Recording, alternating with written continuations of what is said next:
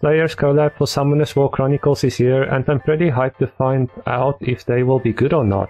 But let's go through all their skills and see what they're all about. Also, don't forget to press that sub button for more Summoners War Chronicles and other Gacha game content. Alright, let's have a look at Lina first. So she has weak point attack on her basic attack, and all her skills seems to be weak point attack as you can see, so we'll have to bolt her with a lot of precision. Attacks the enemy target 9 times and grants damage taken up with a fixed chance with each hit. Increases the team summoner's ult charge each time the weak point is attacked for each hit. This attack ignores the target's beneficial effects and reduces the damage taken, while using the skill of course, and becomes immune to CC effects and takes less damage. Very nice.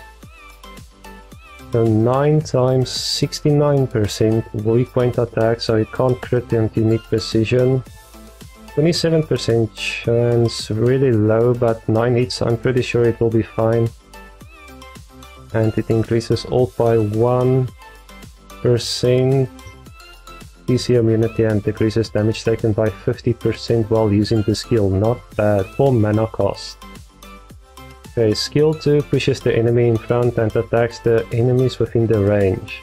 Removes immunity and grants oblivion with a fixed chance. So it has push, deals damage, remove immunity and oblivion for mana cost. This can be really good if you are dealing with immunity and you need to place oblivion on something. I think that's pretty decent, so both for mana cost. Her passive increases your ult charge each time a team member uses a Soul Link skill by 6%. So more ult charge as long as she's alive, not bad. And you use skills with your Link skill.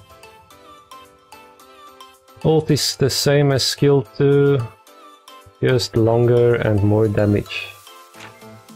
The book effect is attack precision, accuracy or resistance. Not bad. I don't know how good this version of Lina will be. Let's look at the dark version. Okay, the dark version of Lina is the same basic attack. Skill 1 is damage taken up and airborne 3 mana cost. That's pretty nice. And some damage. Okay. Skill 2 is 5 mana cost. That's pretty high, but I think the 3 mana cost will help a bit. So removes strip everything of the enemies within the area by creating a dark blade and inflicts damage with an attack that always has an attribute advantage. Sounds pretty good. Grants mana regen speed up to the team summoner based on the number of targets that were affected with the harmful effect removal. Uses rune player 1 if the monster possesses dark energy. So strip everything, does damage, attribute advantage always, gives mana per successful removal of beneficial effects per opponent, per enemy. And if she has dark energy, which we'll look how he gets that in a minute, she will use rune player 1, which attacks the enemy nearby targets for 6 times, grants defense down with each hit a chance. Okay, attack ignores target's beneficial effect that reduces damage taken. Not bad. So 6 times 58.8% of attack as damage. Remember, this is weak point, so it's doing more than it sounds like. Pretty big rate on defense break for a 6 times hit. That's pretty nice, and considering this seems to be AoE. And also remove... Oh, okay, it's just removing the buff she needs to use this. Let's see how she gets it. Grants dark energy to itself each time a team member uses the Soul Link skill a designated number of times. Grants endure and immunity to itself when it receives lethal damage. Wow, so she gets endure and immunity every 2 minutes. And when a team member uses the Soul Link skill 2 times, he gets energy of dark. That is pretty easy to get. That is really easy to get. I don't think that's too bad. The only question I have is... Oh, it is unremovable. No, then we're good. We're good with this. The ult is the same as skill 2, just way higher number. Seems pretty strong. I can't wait to test this one out. Precision, accuracy and resistance for Dark Lina as well. There you go, there's Lina inverse. Next we have Gourry, the water warrior, it seems like. His skill 1 is a 4 mana cost, moves quickly to attack the enemy twice, grants damage, crit damage up to itself. This attack penetrates the fence and increases the damage dealt if the target is a boss. So more damage to bosses, double damage, crit damage up to itself, and damage defense penetration, not bad. The mana cost is 4 for skill 2 as well, strikes the ground attack enemies within range and grants crit damage taken up. This attack penetrates the fence and increases damage dealt to creatures, including bosses. So it seems like this is a PvE monster, interesting. Very interesting. AoE crit damage taken up could be useful in some niche situations, I feel like. Then we have a passive, increases crit rate when you attack creatures, including bosses, take less damage when attacked by bosses. Grants mana regen speed up to the team summoner every certain chance in the raid and Path of Adventure. Interesting. Crit rate is affected by attribute advantage, crit rate down, crit resistance, etc. So, when attacking a creature, he has a 100% crit rate, so you don't need any crit rate with this guy for PvE. Then he takes 35% less damage from bosses, and every 15 seconds in raids and Path of Adventure he will give you 1 mana regen speed up. Sadly only for 10 seconds, so it will not stack, unfortunately. Then his ult is the same as skill 2, higher numbers. Pretty interesting them trying to make a PvE warrior.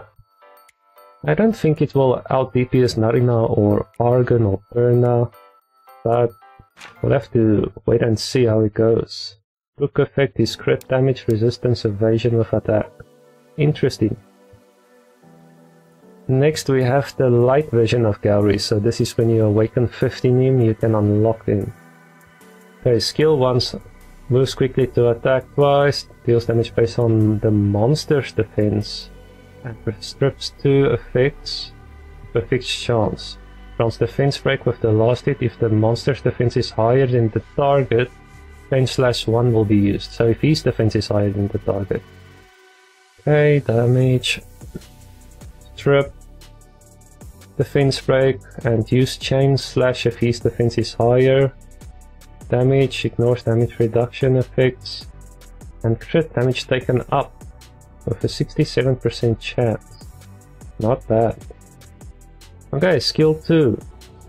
Inflicts damage based on the monster's defense by striking down the light sword and grants block beneficial effect. This attack always applies attribute advantage if the monster's if his defense is higher. So damage, attribute advantage if he has higher defense, and block beneficial effect. 3 mana cost for a block beneficial effect is pretty decent. Let's have a look at his passive. Okay, gains immunity against pull and root. And when an enemy tries to grant root on a team member, uses strike slash on the enemy. Additionally, if harmful effects is applied to itself, grants immunity and defense up to itself immediately. And passive cooldown will be applied to the effects. 20-second cooldown. So when he gets an harmful effect, he will get immunity and defense up for 10 seconds. He is immune to pull and root. And when the enemy attempts to grant root on a team member, he will use strike slash, which is skill 1 on them. Pretty interesting. He will get a cooldown on this Adlivo when he gets a harmful effect. I'm not sure how strong this will be, but it looks decent. Then his ultimate is the same as skill 2 with higher numbers. Seems pretty good. Can't wait to see him in action. Hook effect is defense, crit damage, crit rate, or resistance.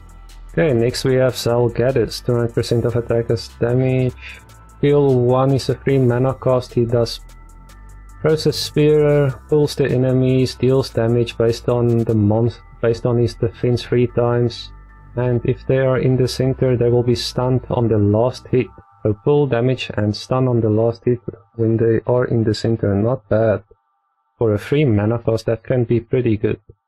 In skill 2, creates a wind on the location of up to 4 enemies within the range to inflict AoE damage based on his defense. Strip 2, beneficial effects with a chance, grants damage taken up and airbornes the target. This attack penetrates the target's defense. 45% defense penetration, Strip 2, damage taken up and airborne. So he has a lot of CC effects. Seems pretty decent. And then grants defense up on itself with a chance when attacked. 10%. Now he's scaling off of defense for damage. So this could definitely be a good passive as long as he gets attacked frequently.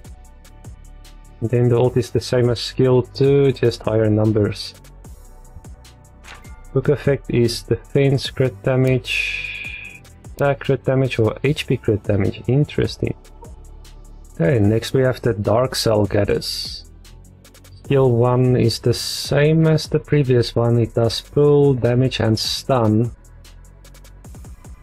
Okay. Skill 2 unleashes the dark magic that travels through the ground to inflict damage based on the monster's defense on enemies in front or within the range, and grants block beneficial effect after stripping. Uses Bevis green if the target is under a CC effect, so damage, strip, block beneficial effect, and if they are under a CC effect he will do this skill, which is a lot more damage, ignores the target's damage reduction effect and block harmful effect removal. Seems really good. You have to keep in mind that he has his own CC effects, so there's no need for synergy. You could use both skills at the same time. Okay, next we have the passive. He has 40% more resistance, and when the monster is granted with a CC effect that can be removed. Regardless of the effect, removes one beneficial of the target to granted the CC effect, and grants the same effect on the target. Okay, they are struggling to translate this, but I will explain it a bit easier.